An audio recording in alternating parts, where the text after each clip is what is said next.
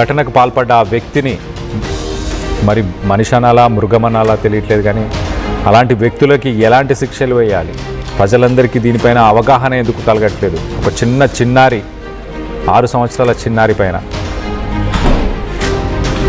దీనికి సంబంధించి మీరేమనుకుంటున్నారు? మీ అభిప్రాయాలను కింద కామెంట్ రూపంలో తెలియపరచండి. ఒక హారబుల్ ఇన్సిడెంట్, ఒక ట్రాజడీ ఇన్సిడెంట్ అని చెప్పొచ్చు. అలాంటి ఒక ఇన్సిడెంట్ హైదరాబాద్లోని నార్సింగి పరిసర ప్రాంతాల్లో చోటు చేసుకుంది. ఎక్కువ శాతం ఇక్కడ సాఫ్ట్వేర్ కంపెనీస్, అలాగే కన్స్ట్రక్షన్ రిలేటెడ్ వర్కర్స్ ఇతర రాష్ట్రాలు యూపీ, బీహార్, ఉత్తరప్రదేశ్, బీహార్ అలాంటి రాష్ట్రాలు, జార్ఖండ్, ఉత్తరప్రదేశ్, బీహార్ లాంటి రాష్ట్రాల నుంచి ఇక్కడికి వలస కూలీలుగా ఎక్కువ మంది వస్తున్నారు. అలాంటి వలస కూలీలుగా ఉన్న వాళ్ళు వాళ్ళ పిల్లల బాధ్యత, వాళ్ళ పిల్లల సేఫ్టీ గురించి కొంత ఆలోచించాల్సిన అవసరం అయితే ఖచ్చితంగా ఉంది.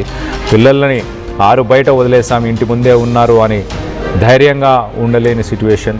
అలాంటి క్రూర మృగాలనాలా, ఈ మనిషిని ఏమనాలో తెలియదు, అలాంటి వ్యక్తులను ఏం చేయాలి?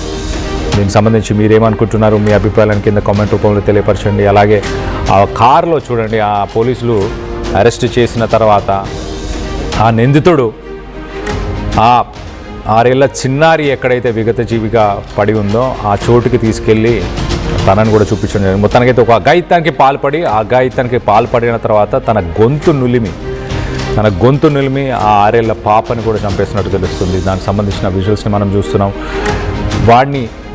వాడెవడు, ఏంటి, ఎందుకు ఇలాంటి చర్యలకు పాల్పడ్డాడు, వాడిని బహిరంగంగా శిక్షించాలి. అలాంటి శిక్ష ఇంకొకరికి అలాంటి ఆలోచన కూడా కలిగించకూడదు. అలాంటి శిక్ష కనుక వేస్తే బాగుంటుందని ఆలోచిస్తున్నాను. దీనికి సంబంధించి మీరేమనుకుంటున్నారు? మీ అభిప్రాయాలను కింద కామెంట్ రూపంలో తెలియపరచండి.